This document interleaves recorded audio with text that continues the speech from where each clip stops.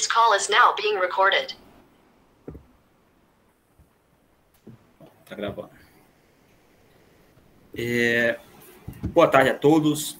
Sejam todos muito bem-vindos a mais um colóquio do programa de pós-graduação em Engenharia Física da Unidade Acadêmica do Cabo de Santo Agostinho, que é uma unidade da Universidade Federal Rural, Pernambuco, certo? E hoje nós temos a satisfação de receber aqui o professor Marcos Gomes Gislandi. E o professor Marcos, ele possui graduação em Engenharia de Materiais pela Universidade Federal de Santa Catarina, fez seu mestrado no Joint European Master em Material Science, Ciências Materiais, na Technical University Hansburg e na Universidade de Aveiro, né? Acho que ambos, uma na Alemanha, né, e outra em Portugal, não é isso? Perfeito. E o doutorado em Materiais e Ciências de Interface no Eindhoven University of Technology. Isso é na Holanda, não é isso? Na Holanda, exatamente. Tem experiência na área de compósitos poliméricos reforçados com cargas de carbono para melhoramento de propriedades mecânicas e elétricas. E tem atuado aí em cargos também de gestão da UAXA e tem participado, ele é membro do nosso programa de pós-graduação e tem feito, né, pesquisas na área de síntese e utilização de materiais não estruturados, em particular no grafeno, né, do óxido de grafeno, entre outros. E hoje nos dá aqui a satisfação de ouvi-lo falar sobre grafeno e derivados, né, da produção em laboratório, as aplicações em engenharia. Então, Marcos, sinta-se à vontade, a palavra é toda sua. Valeu, obrigado, Holanda. O som tá ok, né? Todo mundo está conseguindo ouvir, né? Sim, sim. Perfeito. Então, bom, vamos lá. Bem-vindos aí, principalmente aos alunos, né? Eu acho que alguns de vocês, ou grande parte de vocês, já conhecem a nossa área de pesquisa aqui, né? No nosso laboratório, no ano A, né? A gente está aí tentando sempre atualizar ramificar um pouco as nossas linhas de pesquisa. E eu vou tentar aqui mostrar para vocês de forma um pouco atualizada, né? Porque, na verdade, essa apresentação, ela já veio desde do ano passado, quando eu fui convidado para participar também do nosso colóquio do PP Engifis, né? Que, por sinal, todo ano a gente está mantendo aí todo mundo convidado já para outubro, né? Eu fiz uma atualização exatamente com o que a gente tem feito aí. A gente tem iniciado aí há uns 3, 4 anos já essa parte de pesquisa, né? Aqui na UAXA, né? Principalmente trabalhando com grafeno e derivados do grafeno, como o óxido de grafeno, por exemplo, né? A gente produz esse material em laboratório e aí a nossa ramificação é exatamente na parte de aplicações, né? A gente tem 2 linhas de pesquisa muito claras, né? Que são 2 projetos aprovados na nossa pós-graduação para trabalhar nessa área, né? Então, até quando a Holanda me chamou para fazer essa palestra, eu achei até interessante, porque pode servir até aí para os alunos que estejam interessados, né, em participar do nosso programa, né, que estão se matriculando agora. As matrículas estão abertas, né, Rafael, até dia 6, eu acho. Então, eu achei interessante aí aproveitar, vamos divulgar nossa pesquisa e vamos, né, mostrar um pouco do que a gente faz aqui na universidade em termos de pesquisa, né. Bom, vamos lá. Rapidamente, vou tentar fazer uma apresentação um pouco mais rápida, tá, pessoal? A ideia aqui, eu imagino que não seja a gente ir tão a fundo na parte técnica de caracterização, que também é bem importante.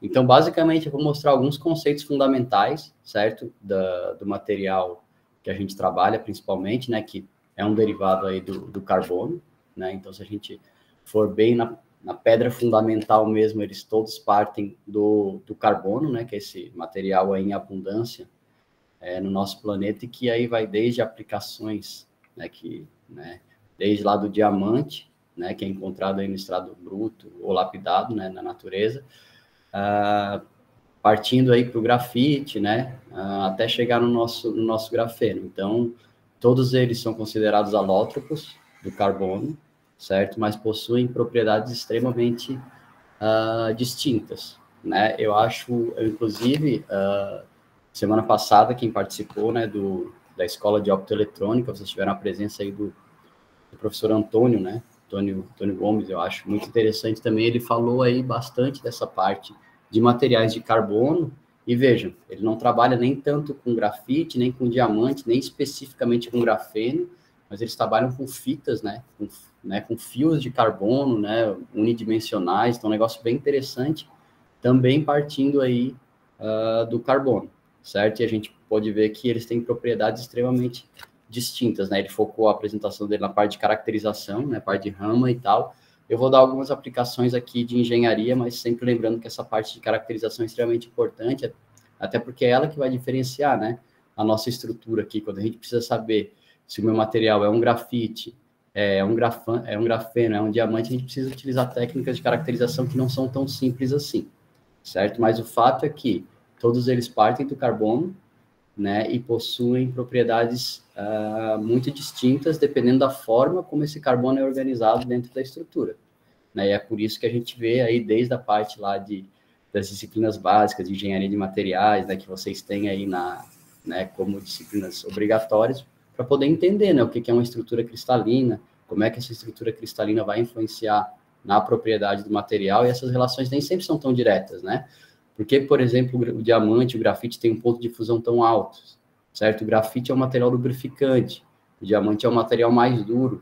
Até a noção, né, da definição técnica dessas palavras, quando a gente está falando em engenharia de materiais, é extremamente importante, tá? Porque elas existem, né? E é isso que a gente tenta passar aí para os alunos, né? O diamante, por exemplo, é um material isolante, né? Isolante elétrico, e o grafite e o grafeno já são materiais condutores elétricos, né, com band gap zero, inclusive. Então, são propriedades bem interessantes que podem ser exploradas aí de acordo com a síntese, né, do nosso material, certo? Mas o grafeno em si, que é o foco aqui da nossa discussão, tá? Ele é um material que foi lá isolado pela primeira vez em 2004, então é um material relativamente recente, tem um pouco mais de 15 anos aí, né, quase 20 anos, quando ele foi divulgado o primeiro paper aí, né, mostrando que esse material é estável, tá? A temperatura ambiente, então é possível se fabricar grafeno e se manter a temperatura ambiente. E, na verdade, de forma simples, nada mais é do que, e foi assim que realmente ele foi provado, né? Eu consegui pegar um grafite, que é esse material tridimensional, né, formado exatamente por átomos de carbono, com hibridização sp2.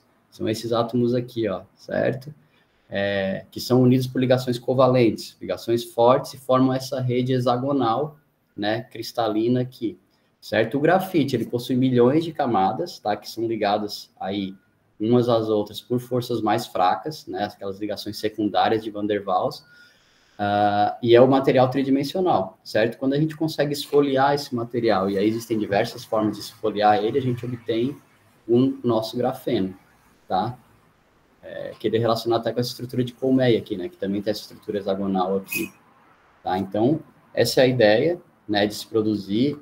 O problema está exatamente aqui, certo? Como é que a gente consegue obter esse material de forma barata, né, para trabalhar aí com aplicações de engenharia, e de forma estável e reprodutiva, certo? Então, é isso que eu vou falar um pouquinho aqui agora. Mas, novamente, tá?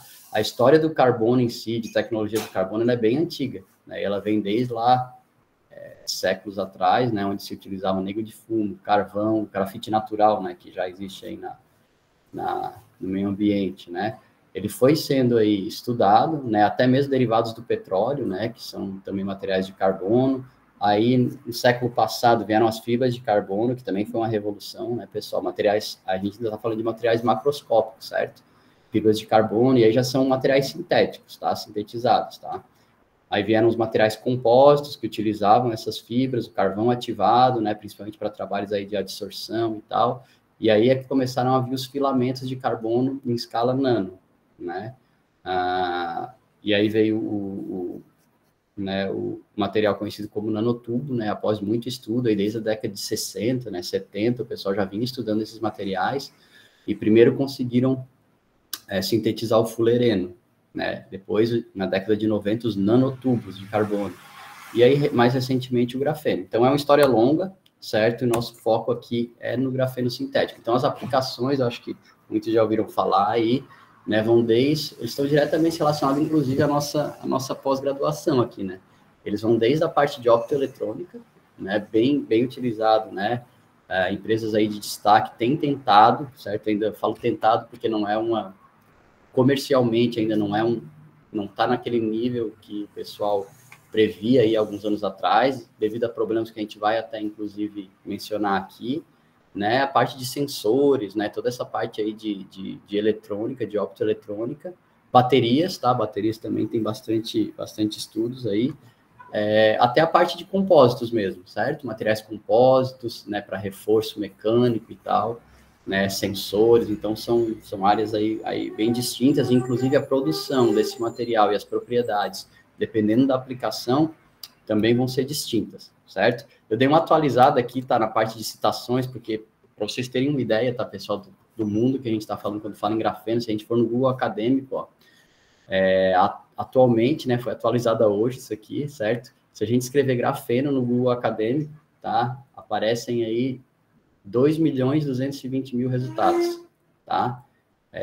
Né, se a gente botar a qualquer momento, e só esse ano, tá? Esse ano que eu digo de 2023, certo? Então, aí, pouco mais de 4, 5 meses, né? Então, 5 meses aí de trabalho, tá? Já existem mais de 24.000 resultados com grafeno. Então, assim, é uma área onde muitas pessoas, muitos pesquisadores vêm tentando desenvolver aí aplicações, trabalhos. Então, de certa forma, tá? É uma área que a gente tem que tomar muito cuidado para a gente não ficar repetitivo, né? E a gente realmente achar nichos que sejam interessantes e que não tenham sido trabalhados ainda, certo? Então, isso também é um dos desafios que a gente tem, certo? Porque na prática, quando a gente vai trabalhar com alguma coisa, a primeira coisa que a gente tem que fazer é vamos fazer uma membrana, que eu vou mostrar logo mais, certo? A primeira coisa que a gente vai é fazer uma pesquisa bibliográfica intensa para ver se lá na China, na Índia, né, em vários lugares, eles já não estão trabalhando também exatamente com essas mesmas situações, esses mesmos problemas, né, e abordando, inclusive, os mesmos procedimentos, certo? Então, é algo que a gente tem que realmente tá bem atualizado, certo, pessoal? A cada nova tentativa que a gente faz. Tá? E aí, assim, da parte de comercialização, é importante que a gente tenha uma noção, né, de como é que está esse mercado hoje em dia, certo? Esse artigo aqui não é tão recente, é de 2019, tá? Em revistas aí conceituadas, e eles têm tentado traçar, certo? Exatamente essa ideia de sair dos laboratórios, né, que foi lá em 2005, até 2012, 2013, ainda estava muito nessa vibe de será que a gente vai conseguir produzir isso em larga escala? Será que vai ter aplicação comercial e tal? E, na verdade, isso ainda continua nos dias de hoje, tá? Mesmo 10 anos depois, né, ainda existe essa ideia de se realmente esse material vai ou não ter aplicações comerciais de sucesso e, assim, em larga escala, certo? Eu falo em 2012, porque foi em 2012 que eu defendi o meu doutorado exatamente nessa área. Então, eu apresentei exatamente esse gráfico aqui, que inclusive é da orientadora do Antônio, tá, da semana passada, a Dresselhaus, que é a rainha do carbono, né? Ela já mostrava aí, ela começou a trabalhar com a parte de fullerenos, de grafite intercalado, sempre nessa parte de caracterização, e olha só o aumento que houve aí a partir das descobertas desses novos materiais, os fullerenos, os nanotubos e dos grafenos. Isso está relacionado ao número de publicações, tá, pessoal? E aí, juntamente com essas publicações científicas, obviamente, vem as tentativas de comercialização e de utilização realmente na indústria. Então, toda a parte de compostos para raquetes, Airbus, ela vem utilizando, né, em algumas aplicações aí. Ela utiliza muito mais fibra de vidro ainda em fibra de carbono, mas já existem aí várias novidades aí que utilizam grafeno. Tá? A parte de baterias também já existe, né? De compósitos, eu vi até aqui no Brasil hoje, na parte de calçados, inclusive, já existem tênis que estão usando aí a solado de grafeno. Eu não sei, não fui muito atrás, não sei exatamente que tipo de grafeno mas eles colocam essas novidades. Tá? Até a parte de tintas condutoras, né? Materiais mais líquidos, né?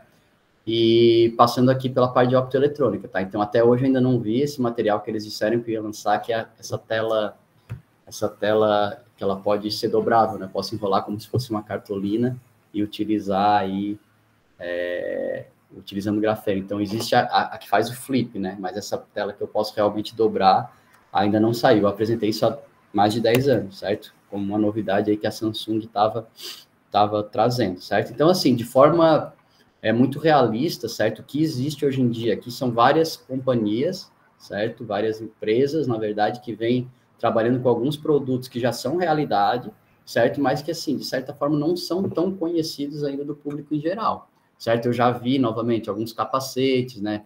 Eu não sei se o tênis está por aqui, certo? Mas na área de calçados, né? Ó, aqui tênis, raquetes e tal, certo? Smartphones que usam, tá? Mas, de certa forma, a maioria da parte de eletrônica e tal ainda se concentra, tá? Na parte de aquecimento, resfriamento, e não tanto na parte de telas, tá? De display.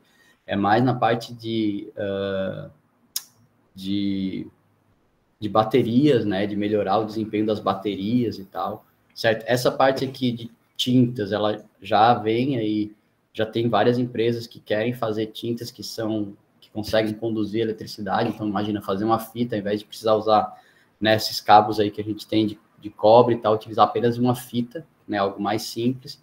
Então, assim, existem, tá? A realidade é essa, tá? Existem produtos que fazem uso dessa palavra grafeno, né, tanto na área de materiais compósitos, na área de eletrônica, quanto na área de baterias e tal, certo? Mas não é algo que, assim, tão eminente como o pessoal esperava há 10 anos atrás, por exemplo, certo? E aí existem aí, tá, pessoal, vários conselhos, inclusive eu recebo e-mails aí, né, toda semana tem os conselhos e tal, né, mostrando quais são as novidades, muita patente, tá, pessoal? Tem muita patente, todo dia tá saindo patente nova, inclusive de empresas grandes, né, da parte de pesquisa, por exemplo, da Ford, eles estão lançando aqui, eu acho que tem outra, a Gerdau também tem uma área só dessa, né, trabalhando com grafeno e tal, mas ainda tá nessa parte, certo, de patentes e tal, ok? Então, existem os conselhos, né, com várias empresas de destaque, tá, que fazem parte, e que tem tentado fazer parcerias, tá, com empresas que produzem em larga escala esse material, tá? Mas vamos lá. Uma coisa importante, tá? Então, por que na verdade, tá, esse material ainda não está aí no mercado, né, da forma como se esperava, né, as toneladas, né, trabalho substituindo aço na construção civil, substituindo aí essas telas que são relativamente caras, né, que são feitas ainda de silício e tal. Basicamente, tá, pessoal, os problemas, eles estão exatamente na parte de síntese, tá? A síntese de forma reprodutível, tá?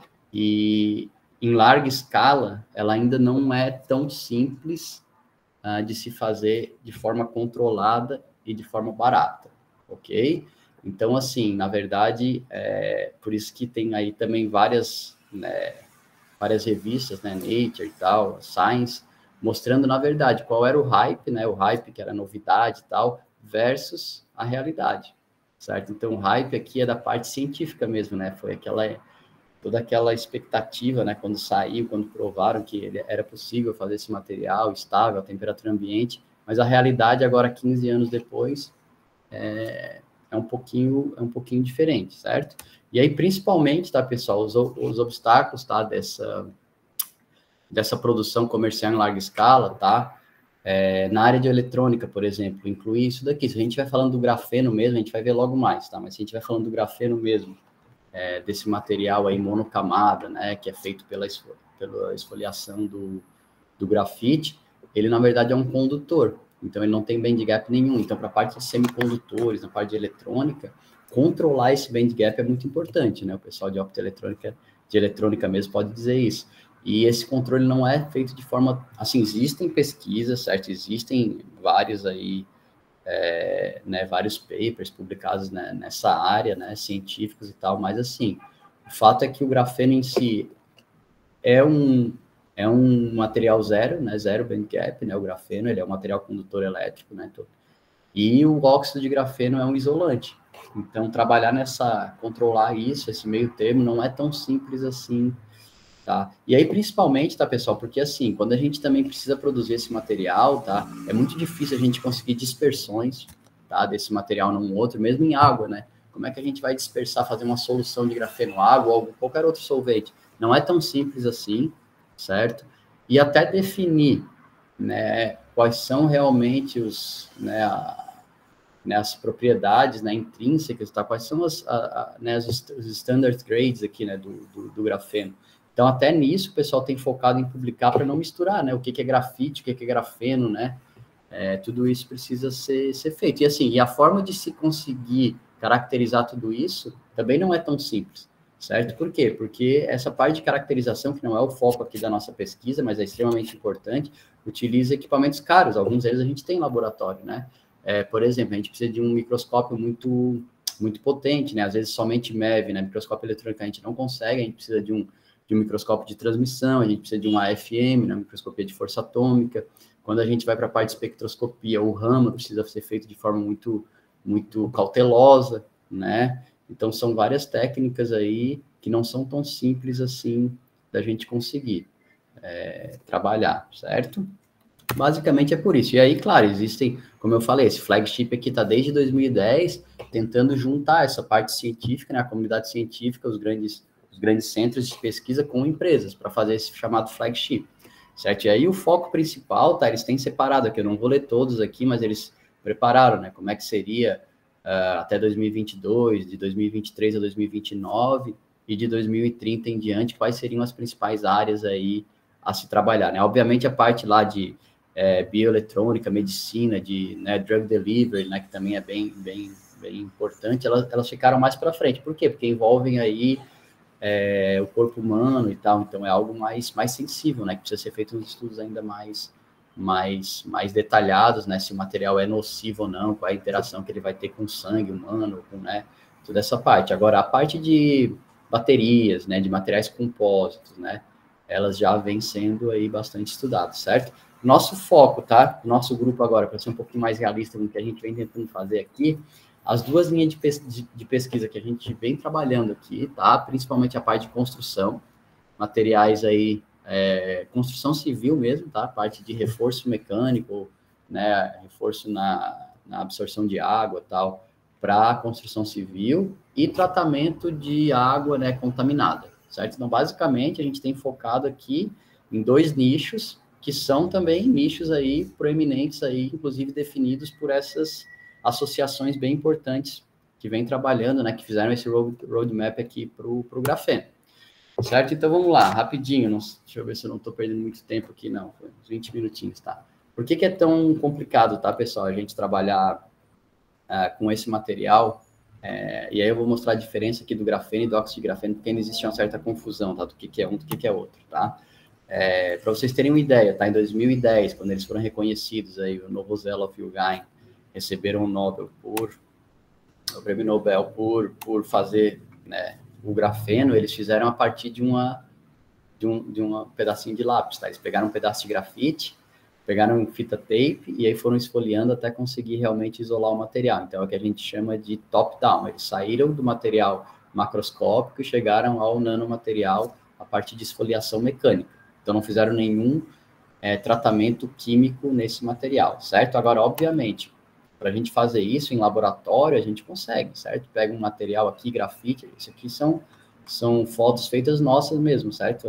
Até o meu dedo aqui, a gente pega um grafeno, o grafite vai esfoliando, até que em locais transparentes, onde a gente acha que não tem nada, a gente fizer aqui se a gente jogar um laser do Raman aqui, a gente consegue ver o espectro do grafeno, certo? Então, beleza, isso é tranquilo, a gente consegue mostrar que ele existe, que é real. Agora, para produzir em larga escala esse tipo de material, é inviável, né? É inviável a gente conseguir fazer desse jeito.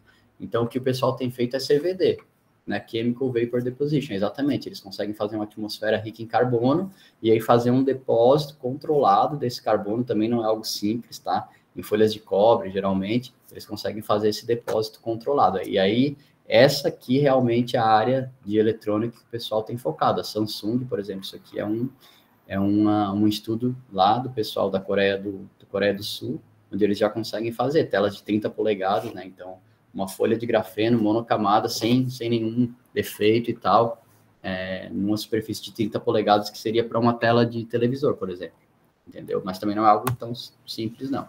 certo? Ó, aqui novamente, tá, pessoal? A gente está falando assim, uma área grande, mas um volume de material, né, em massa, se a gente for falar em massa mesmo, né, ainda é inviável. Então, fazer 1 quilo de material nessa situação aqui, por CVD, é impossível.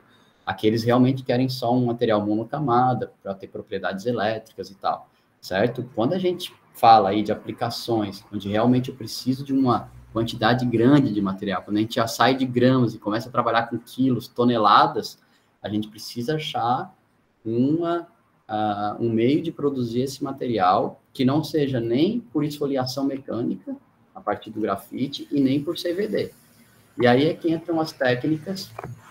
A esfoliação mecânica que eu digo é a esfoliação manual, né? Esfoliação manual mecânica com a fita tape, tá?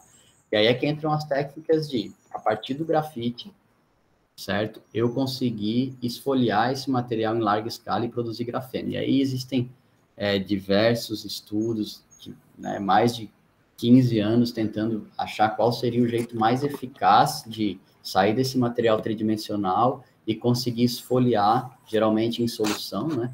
A gente consegue dispersar isso aqui num solvente, e aí utilizando ultrassom, né, em diferentes líquidos e tal, conseguir uma dispersão de grafeno, ou seja, quebrar essas forças mais fracas de Van der Waals e acabar com o meu líquido, né, com folhas de grafeno dispersas de forma isolada. Então, novamente, tem publicações aqui em Science, Nature, que o pessoal usa, inclusive, um liquidificador. Eles vão lá com um liquidificador, com o solvente correto e tal, mas, obviamente, não é algo tão simples. Por quê? Porque obter folhas realmente monocamadas ou multicamadas, tá, ainda é um desafio, porque, principalmente, a concentração desse material aqui ainda é baixa, certo? Para eu conseguir obter essas monocamadas. Tá, mas existem, tá? Existem publicações aí desde 2008, 2011, até publicações mais recentes, em parceria com empresas, inclusive, tá? Em parceria com empresas, ó, que eles conseguem produzir isso aqui. Então, já existe aí esse tipo de setup aqui em escala industrial, certo? Em escala industrial mesmo, beleza? E aí já foram testados vários solventes, certo, pessoal? Vários solventes também. Essas dispersões, isso aqui é uma dispersão. É um líquido, às vezes água, ou então outro tipo de solvente, com o meu grafeno disperso lá dentro. E é óbvio que tem uma mistura lá, né? Nem todo material que está disperso aqui dentro é monocamada, né? Qual é o percentual de monocamada, qual é o percentual de grafite, né? Com mais de 100 camadas e tal. Então, tudo isso vem sendo discutido e estudado, tá? O nosso método de produção aqui em laboratório, também a partir do grafite, o que a gente faz é a gente oxida esse material primeiro, certo? A gente coloca ele em ácidos, né? Ácido sulfúrico, e aí a gente consegue oxidar, ou seja, colocar grupos funcionais oxigenados na superfície desse material. Então, a gente expande as camadas, certo? Essas forças de Van der Waals aqui, elas são enfraquecidas, porque a gente expande as camadas, certo? E esse aqui é o óxido de grafite. Se a gente esfoliar o nosso óxido de grafite com ultrassom, que a gente também tem em laboratório, a gente consegue dispersões de óxido de grafeno. Então, este aqui é o óxido de grafeno. Então, por isso a confusão, às vezes. O que é óxido de grafite, o que é óxido de grafeno, o que é grafeno reduzido. Se eu partir do grafite, fizer uma oxidação, eu tenho óxido de grafeno. Se eu fizer uma esfoliação desse material, eu consigo separar essas camadas, tá? Aí a dificuldade, de certa forma, é manter isso aqui estável, tá? Mas é possível. A gente tem o óxido de grafeno, certo? E se eu pegar o óxido de grafeno e fizer uma redução química ou térmica, tá? Ou seja, tirar esses grupos funcionalizados oxigenados, eu tenho óxido de grafeno reduzido. E este aqui, sim, é muito parecido com aquele grafeno inicial, certo? Feito por esfoliação mecânica, beleza? Só que o método de síntese é totalmente diferente, né? E esse aqui apresenta uma quantidade de defeitos maiores, né? Porque eu sempre vou ter, né, um resíduo lá de óxido, alguns defeitos, né, estruturais, buracos e tal, mas é muito mais simples eu produzir isso em larga escala, perfeito? Então, quando eu falo em redução química, esfoliação química, a parte de larga escala ela fica muito mais fácil de se fazer, mais barato também, só que é mais difícil eu conseguir um material sem defeitos, perfeito? Então é sempre esse compromisso aí, né? A gente tem grafeno, a gente tem óxido de grafeno, a gente tem óxido de grafeno reduzido, tá? Qual é o jeito que eu vou fazer, qual é a síntese que eu vou usar? Tá? A gente trabalha muito com óxido de grafeno, tá? Porque a gente Aí depende, óbvio, da aplicação. Para as nossas aplicações em laboratório, o óxido de grafeno tem sido o material mais interessante, tá? E aí, novamente, tá? Existe uma ISO para isso, tá? Para materiais 2D, então já está bem lá especificado, que se eu tiver, o grafeno em si é só uma única camada mesmo, né? Se eu tiver mais de uma camada, eu já passo a falar em grafeno bilayer, né? 2 camadas, ou então fill layer, né? E nanoplaquetas de grafeno, quando eu tenho aí uma dimensão ainda nanométrica, mas com várias camadas de material, certo? Então já existe nomenclatura para isso e está ficando mais organizado já, certo? Porque, na verdade, o que acontece é que muitas empresas, né, vinham vendendo grafeno, óxido de grafeno, a gente compra, né? Se a pessoa for lá na Sigma Aldrich, hoje em dia consegue grafeno, tal, só que quando a gente vai fazer a caracterização, na verdade, o que a gente tem é isso aqui. Muitas vezes até grafite, certo? Então, é complicado ainda fazer o controle, né, desse tipo de material, tá? E aí, mas também tá se tentando aí fazer esse trabalho, tá? Oficialmente, então vamos lá, grafeno tem todas essas propriedades que são superlativas, só que esse aqui é o grafeno original, né? Quando a gente vai trabalhar com óxido de grafeno, quando o material é oxidado, obviamente ele perde as suas propriedades de condutividade elétrica. Então, se eu quiser trabalhar na parte de eletrônica, optoeletrônica, certo? A menos que eu queira um material isolante ou um semicondutor, de certa forma, é muito pouco provável que eu vá trabalhar com óxido de grafeno, certo? Então, a gente trabalha com OG, mas por outras propriedades, basicamente propriedades mecânicas, certo? É o nosso interesse, certo? Então, vamos lá. Sendo bem realista agora, vamos o que a gente trabalha aqui, tá? Como eu já passei meia hora falando dessa introdução de processamento, de síntese e tal, vamos falar da nossa linha de pesquisa em si, que eu acho que é o mais interessante, o mais aplicado mesmo, certo? Basicamente, quando eu cheguei aqui, tá, pessoal, aqui em Pernambuco, em Recife, especificamente, a gente via, tá, eu trabalhava muito com a parte de compósitos poliméricos, usava grafeno para compósitos poliméricos, mudar a condutividade, tentar fazer com que o plástico pudesse ser um condutor elétrico e tal. Mas a realidade aqui mostrou que a gente tinha muita contaminação, tá, de efluentes, tá, tanto por contaminantes como corantes, né, bactérias, né, fenóis e tal, até escassez de água potável, tá, e aí sal, né, e quando tinha água, a água ela era salobra, né, então esses dois problemas, tá, pessoal, geraram aí 2 linhas de pesquisa, que é o que a gente vem desenvolvendo aqui, uma muito nessa área de dessalinização e descontaminação, e eu já adianto para vocês que essa parte de descontaminação aqui, de certa forma, é um pouco mais simples de ser lidada, porque quando a gente fala em descontaminação, a gente está falando aqui de sólidos suspensos, bactérias, alguns vírus, né? Mas a gente está falando de macromoléculas ainda, moléculas maiores. Então, às vezes, com uma filtração, que a gente chama de microfiltração, ou com uma ultrafiltração, ou até com um filtro normal, a gente já consegue retirar a maioria desses contaminantes aqui. Né? Alguns corantes, por exemplo, com microfiltração a gente já consegue. Agora, quando a gente começa a trabalhar com sais, formam íons e água e tal, aí já começa a ficar um pouco mais complicado.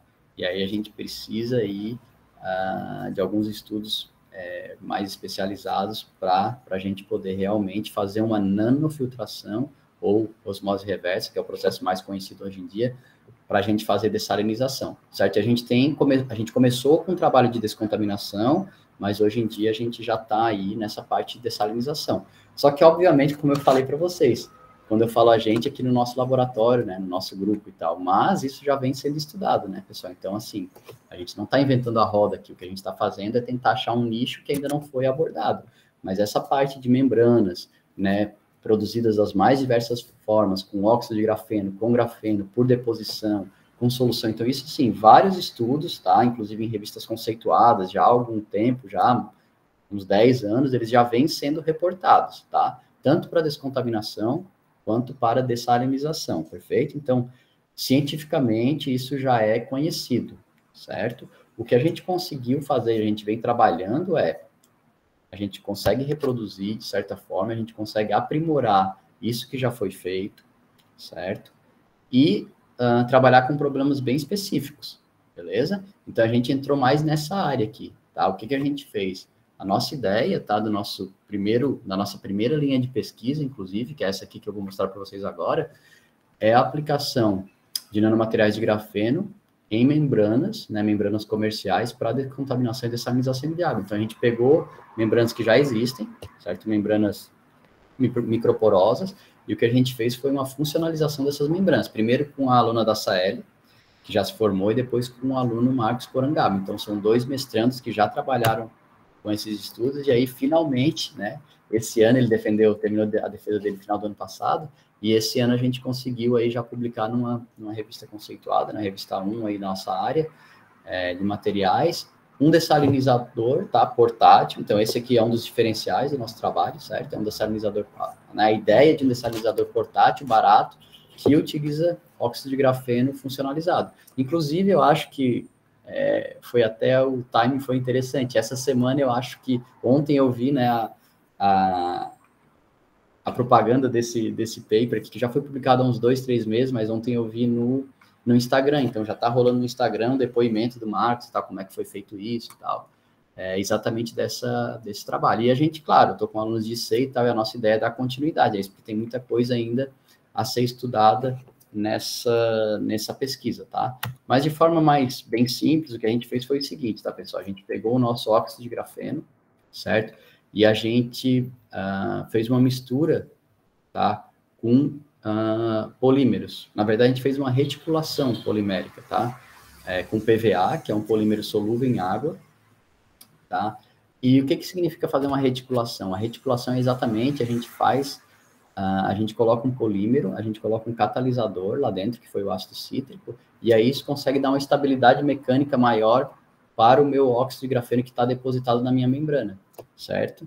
E aí a gente produziu. O processo de produção é relativamente simples, certo? A produção do grafeno em si siga aquele método que eu já mostrei para vocês, mas a produção da membrana em si, na verdade, é uma deposição, entendeu? Então, a gente tem a nossa membrana, ela é colocada aqui, certo? Ó, a membrana é colocada aqui, no filtro, usa um sistema de filtração, e aí a solução de óxido de grafeno, ela vai sendo filtrada e vai sendo depositada. E aí, é claro, controlar a quantidade de material, a homogeneidade desse material, e que isso aqui seja resistente mecanicamente, de modo a aguentar mais de um ciclo, por exemplo, de filtração direta, é o desafio, certo? A gente iniciou esse trabalho com o Dasaeri, que fez esse estudo com corantes, e a gente realmente obteve sucesso, né, em percentual de rejeição, em fluxo permeado, né, em capacidade de adsorção, né, e aí, e também com solução salina, com sal mesmo. A gente dissolveu sal em água, né, reproduzindo aí situações de água salobra que a gente tem lá no sertão, né, de poços artesianos com água salobra, e a gente conseguiu, de certa forma, né, separar, né, esses sais da água. A gente conseguiu dessalinizar o material. Obviamente foi um estudo longo, tá? Por quê? Porque envolve aí a parte de experimentação, então a gente não sabia como é que tinha que ser essa mistura, a quantidade de material que a gente ia depositar, né? Então eles fizeram aí, passaram muito tempo preparando essas membranas, otimizando esses resultados aqui, certo? Tanto a deposição do óxido de grafeno, quanto a parte de reticulação. E aí, pessoal, é que entra, né, a parte interessante do nosso trabalho aqui no nosso programa. Beleza, a gente tem essa parte experimental e tal, mas como é que a gente vai saber se isso aqui realmente funcionou? Como é que a gente vai saber a espessura dessas camadas? Como é que a gente vai ver como é que está, né, a porosidade desse material? Tudo isso a gente tem utilizado aí no nosso microscópio, tá? A gente consegue aí ter uma indicação da espessura desse material que está sendo depositado. Aqui são as camadas, tá, de OG que estão depositadas sobre a membrana. Isso aqui é a membrana porosa, tá? A membrana de poliamida e membrana de MCE.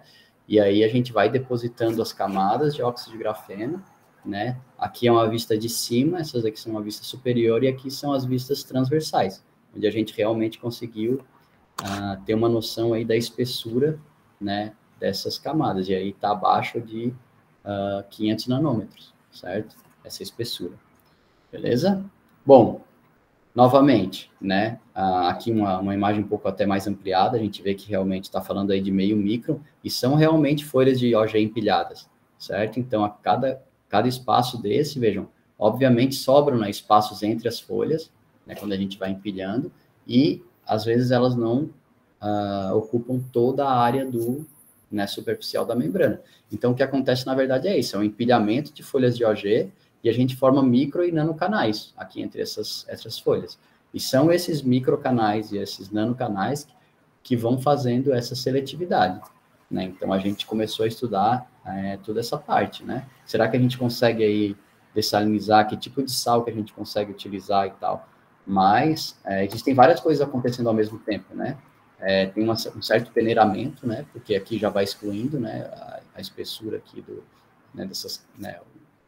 A espessura não, mas o espaçamento, né? Entre essas camadas aqui vai delimitar uma espécie de peneiramento e esses nanocanais que se formam aqui na parte na horizontal, entendeu? Obviamente também existem interações, como a gente está falando de OG, que é o material oxidado, também existem interações dos íons, né, da polaridade dos íons e tal, isso também pode influenciar. Então, são várias coisas que acontecem, mas, assim, de forma prática, pessoal, por que o título da nossa tese, inclusive, vou voltar aqui o título rapidinho, é Portable Desalinator, ou seja, é um dessalinizador portátil. Então, esse é o diferencial, certo? E por que isso? Porque a gente utilizou para fazer esse equipamento, apesar de usar uma tecnologia, né, avançada das membranas, o nosso dessalinizador é algo extremamente simples, tá? A gente utilizou componentes aí que são utilizados para nanofiltração, mas que são encontrados numa loja de materiais de construção,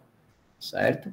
Então, é um conjunto de seringa, uma bucha de redução, adaptador, anéis de vedação, né? Tudo isso aqui a gente consegue encontrar numa loja simples aí de materiais de construção, né? Ela precisa ser bem vedada, precisa aguentar uma pressão relativamente grande, né? E precisa aí vedar bem a membrana que vai estar lá dentro. Mas essa é a função básica. Então, a gente fez testes aí de pressão utilizando o nosso equipamento de ensaios mecânicos e a gente percebeu que realmente a gente consegue aí, certo? Com o equipamento de plástico, tá simples, a gente conseguiu. A gente coloca a membrana aqui, tá? Não sei se ficou claro, né? A membrana ela é colocada aqui, né? Nessa parte aqui, certo? E aí a solução salina ou com corante é colocada aqui, ela vai sendo comprimida a passar pela membrana e a água que vai pingando aqui, a água dessalinizada, certo? Então, vamos lá, a gente conseguiu resultados aí interessantes, né? Não é 100% de dessalinização, a gente conseguiu resultados aí acima de 50%, que já é considerado bastante interessante, certo, pessoal? Porque a gente já sai de uma água salobra, com esses resultados aqui, tá? Para uma água considerada doce, ok? Então, se a gente tiver uma água salobra lá com um percentual de sais, tá? Se a gente conseguir tirar 50% desses sais, né? A gente trabalhou bastante com sais aqui bivalentes, né? Ficou mais fácil trabalhar porque eles são maiores e tal. Mas a gente consegue aí obter resultados aí de dessalinização acima de 50%, tá? Obviamente, tá? Aqui eu estou mostrando dois tipos de processo, às vezes confunde um pouco, a gente trabalhou com dois sais, tá? Um é o NaCl, é o sal de cozinha, que é o mais comum da gente encontrar, mas é mais difícil de dessalinizar, porque ele é monovalente, tá? E os resultados aí mais interessantes mesmo a gente conseguiu com o magnésio, tá? O sal de magnésio aqui, certo? E aí a gente conseguiu resultados acima de 50%. Beleza? Então, a gente, claro, pode discutir isso em mais detalhes, a gente tentou fazer ciclagens, né? Então, a gente ainda está trabalhando nesse processo, como a gente consegue aumentar o número de ciclos sem perder a capacidade aí de remoção, né? Sem perder esse percentual alto de remoção. Isso são estudos aí que a gente pretende continuar, certo? Bom, aqui, até essa parte aqui foi a publicação do Marcos, né, da SAEL e tal, que a gente fez esse ano, e novamente agora eu estou, né, como vai abrir aí novas áreas de pesquisa, a gente vai dar continuidade aí, solicitando bolsas, né, a FACEP, para dar continuidade a esses trabalhos, certo? Então, essa seria uma área de pesquisa. Deixa eu ir rapidinho aqui, acho que em 10 minutinhos eu consigo falar bem rapidinho dessa outra área aqui, menos de 10, tá?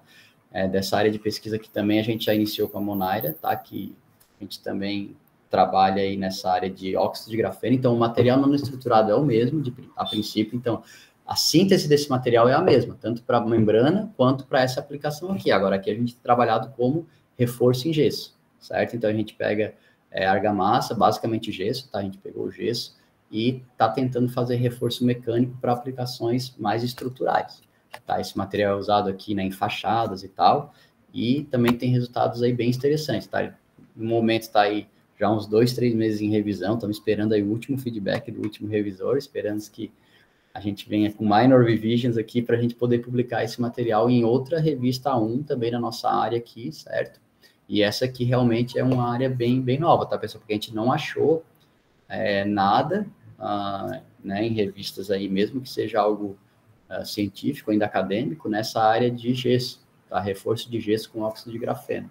Tem muita coisa, tá? Muita coisa mesmo na área de concreto, na área de argamassas e tal, mas na área de gesso em si, que é onde a gente tem focado e que tem uma oferta bastante grande aqui no estado, a gente ainda está bem nessa parte inicial, não tem muita coisa publicada não, tá? E o trabalho basicamente é o quê, pessoal? A gente pegar gesso, né? O trabalho dela foi com gesso de fundição, que é esse feito para blocos aí, pegou o nosso óxido de grafeno, ó, vejam, é o mesmo óxido utilizado lá pelo Marx nas membranas.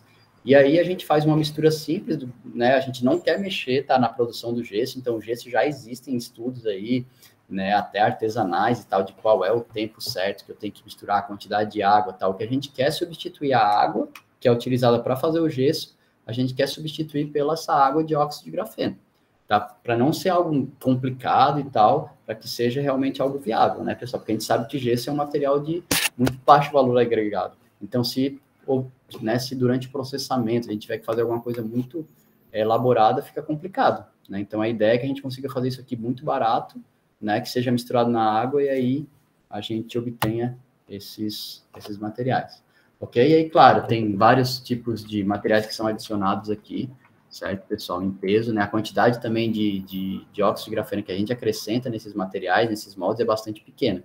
E aí, dependendo da quantidade, vai modificar o tempo de pega, que são vários parâmetros importantes na produção desse material do gesso, né? E para isso aí, eles já utilizam atualmente, a gente também testou alguns plastificantes, né, alguns retardantes de pega, né, que eles falam, plastificantes e tal. Então, houve um estudo aí bem interessante nessa área, tá? Então, o que a gente mede basicamente é isso, tá? Porque quando a gente está fazendo a mistura do gesso com a água, o que acontece é uma reação isotérmica, a temperatura sobe, certo? O que eles falam aqui de tempo de pega, hidratação do gelo, é uma reação isotérmica, tudo isso é controlado, né? A gente tentou controlar aqui, né, com termopar e tal, bastante artesanal, até mais funcional.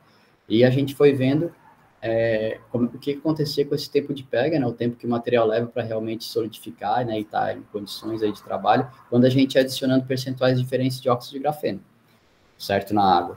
E aí isso foi feito um estudo, depois a gente também fez um estudo aí com microscopia, tanto microscopia óptica quanto microscopia eletrônica, né, porque isso é importante, vai mostrar o corpo de prova. Depois a gente fez uma fratura para a gente saber a resistência, né, a gente está falando de resistência mecânica, qual é a resistência que o material vai obter quando a gente vai adicionando esse óxido de grafeno, né? E a gente fez esse estudo, ensaios mecânicos aí normais, né, utilizando a nossa máquina também de ensaios universais, e a gente aí obteve alguns resultados preliminares bem interessantes, tá? Mais de 10% de aumento de resistência à compressão quando a gente adiciona muito pouco AG, certo? Obviamente é um estudo inicial, então tem muita coisa ainda a ser estudada, principalmente a parte de dispersão, certo? Mas em termos de resistência, a gente mostra que a gente consegue. Até uma certa quantidade de OG a gente consegue aumentar. Depois disso, parece que a dispersão passa a ser um pouco comprometida. E aí, isso é prejudicial para a parte de propriedades mecânicas. Então, a gente voltou-se aí para um estudo bem interessante de como é que o material, né, ele tá, como é que está a estrutura do material, né, lá dentro desses blocos. E aí a gente viu, quando a gente coloca muito OG, parece que ocorrem aglomerações e tal. Então, isso é algo que a gente ainda está tentando entender, certo? Será que essa fase, né, importante que está se formando aqui, ela está sendo influenciada pelo OG, está sendo um agente nucleador aí de alguma nova fase e tal? Então, tudo isso a gente vem investigando aí para tentar entender, né, como a gente consegue realmente aumentar essas propriedades mecânicas, que é o foco agora, certo? Foi o foco desse trabalho, né, com reforço de AG. Obviamente, também existem muitas outras propriedades, né, que a gente pode trabalhar com gesso, né, porque o gesso de revestimento, né, pessoal, ele também é utilizado em situações onde eu preciso, por exemplo, uma resistência à água, se eu quiser usar numa fachada externa, tá? Isso também pode ser trabalhado com esse tipo de material, né? Então, também é algo aí que a gente pode explorar bastante, tem bastante interesse aí nessa área, certo? Então, tem, né, vários nichos aí, várias vertentes que podem ser estudadas a partir desses estudos iniciais. Então, essa seria a segunda linha de pesquisa que a gente vem trabalhando e que espera dar continuidade, certo? Deixa eu finalizar aqui antes das 4, certo? Para a gente poder, se tiver alguma dúvida, alguma né, alguma discussão, principalmente com os alunos, né, do interesse e tal.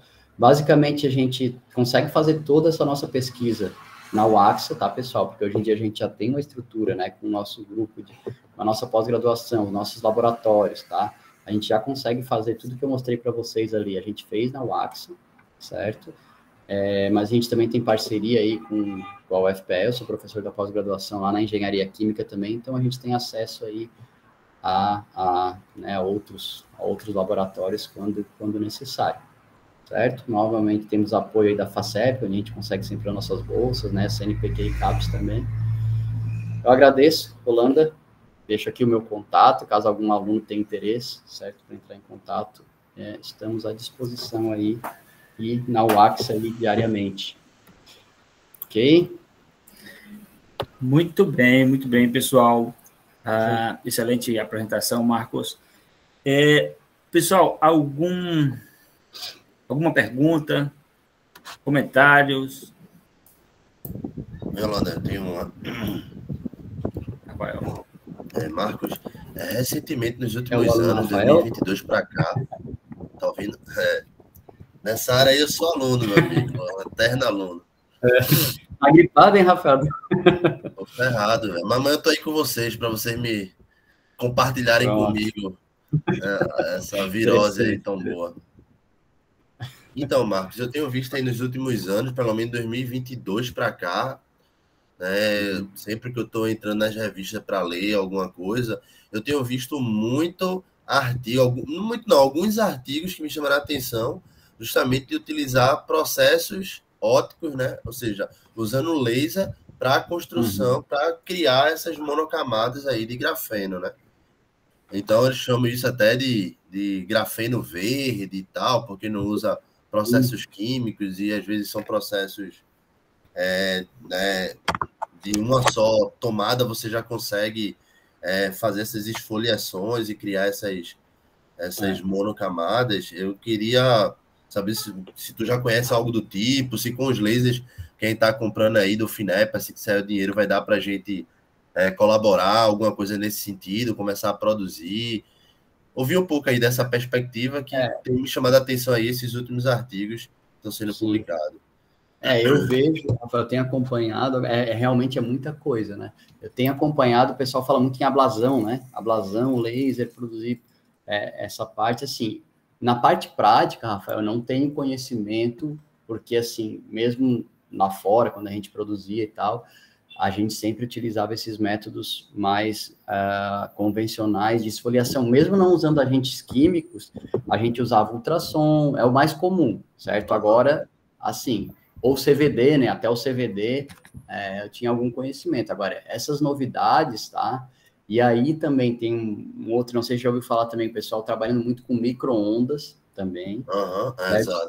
São coisas que a gente pode investigar. Eu imagino que sim, assim, quem está trabalhando com isso agora, que eu vi até, é Bárbara, tá? Lembra da nossa aluna? Bárbara de graduação, que está lá nos Estados Unidos. Ela já trabalhava com grafeno com a gente, ela foi para os Estados Unidos e lá eles têm uns lasers que eles estão fazendo isso, entendeu? Assim, o que eu posso te dizer é que ainda está em escala laboratorial, acadêmica. Por quê? Porque o problema, novamente, Rafael, vai ser produzir isso em larga escala, entendeu? Mas para a parte de ótica, para a parte de eletrônica, para produzir um material de mais alta qualidade, quando a gente está falando de área e não de massa, e não de peso, parece ser bem mais interessante, entendeu? Agora, se eu precisar de 1 quilo desse material, por exemplo, para reforçar o gesso, a gente cai naquele mesmo problema de quantidade, porque assim, quando a gente faz o nosso processo, a gente pega 1 quilo de grafite, entendeu? Daí, ao mesmo tempo, numa batelada só, né, isso é o que o pessoal faz aí industrialmente, numa batelada só, eles conseguem esfoliar esse material, entendeu? Eu imagino que com laser, mesmo sendo uma produção rápida, ainda é camada a camada, né? Abrasão, assim... Deve ser. Eu imagino que seja. Mas eu imagino que em cada passada o laser já deve esfoliar uma camada e aí tem, por exemplo... E é rápido, né? Exato. E aí, se conseguir otimizar isso... Aí, claro, para ter 1 grama de material, ele teria que esfoliar milhões de camadas. Mas, assim, eu acho que com o tempo é uma tendência, assim. Eu vejo também, eu vejo vários artigos, mesmo eu colocando mais o foco da minha área para essa parte de compostos e tal, e aí não chegou nesse nível ainda, entendeu? Por exemplo, que eu posso dizer que eu não vi nenhum artigo nessa área assim de aplicação que precisa de uma quantidade em gramas por essa técnica, certo? Então, larga escala dessa técnica, eu não sei em que nível está, assim, eu acho, né? Mas que é uma novidade que tem que ser estudada, até porque junta bem com as nossas áreas de pesquisa, eu acho que é bem interessante, eu acho que sim. Né? Eu vou até tentar me inteirar um pouco mais, pô, quando a Bárbara voltar e tal, ver se a gente faz uma... Porque ela viu na prática isso, tá, Rafael? Eu sei porque ela posta lá. Podia chamar, olha a ideia aí, Marco. Podia chamar a Bárbara para dar um colóquio. Com certeza. Porque ela fez na prática lá. Eu acho que o que ela fazia era monocamada, né? Ia uma por uma e tal. Mas até para a gente ter uma noção, entendeu? Né, dessa parte, eu acho que é bem interessante, pô. Acho que é legal. É muita coisa que vem surgindo todo dia, a gente tem que estar... Beleza. Ainda mais que a gente está adquirindo, né, rapaz, esses lasers e tal. Exato. Então, assim, vamos tentar usar eles ao máximo aí do que eles podem fazer para otimizar os ganhos em todas as áreas. Beleza, Marco. Parabéns aí pela apresentação. Beleza. Muito bem, pessoal. Mais alguma pergunta? Comentários? Olha, tô vendo que a Carol tá aqui, minha aluna de doutorado. Ela era que produzia os nossos OGs aí em grande quantidade. Muito bom. Se não temos perguntas, Marcos, vamos agradecer, vamos saudar, peço a todos que abram seus microfones para saudar Marcos. Mais uma vez, excelente apresentação, Marcos. Valeu, pessoal. Estou vendo o Niraldo também, próximo aluno que vai trabalhar com isso, já está sabendo aí o que vem pela frente. Muito bem. E Marcos, como o Marcos falou muito bem, a FACEP aí, com o edital aberto para bolsas, né? Acho que o Marcos está sem orientando, então... Pois é, uma boa... vamos divulgar. Eu já estou em contato agora, né? Me agilizei antes, mas é importante, né? Exatamente. Todo ano a gente está submetendo bolsa e, assim, é uma realidade, né, Rafael? A gente tem devolvido, né, pessoal? A gente tem devolvido bolsas aí, certo? Então, vamos muito bom. Marcos, deixa as suas considerações finais, por favor. Não, valeu. Eu queria só agradecer, né? Agradecer aí o pessoal. Semestre que vem, provavelmente eu que vou estar no teu lugar. Né? Então, muito bem. Eu espero que tenha sido proveitoso aí para os alunos e continue sendo. Né? Acho que essa interação é importante, sabe? A gente manter essa interação, principalmente dentro do nosso programa, eu acho que é importante para sair um pouco da zona de conforto de ficar só na nossa área de pesquisa, né? Porque às vezes a gente faz um mestrado, tá, mas não sabe o que o vizinho está fazendo, tá? Então acho que a gente manter, principalmente dentro do nosso programa, esses encontros é extremamente importante. E isso é importante para a universidade, né? Um programa de pós-graduação sempre é importante. Quebra aquele gelo e tira a ideia de colegião, né? Exatamente. Médio ainda, né? Muito bem, Marcos. Pessoal, então, nos vemos na próxima semana. Certo? Vou parar aqui a gravação. Valeu.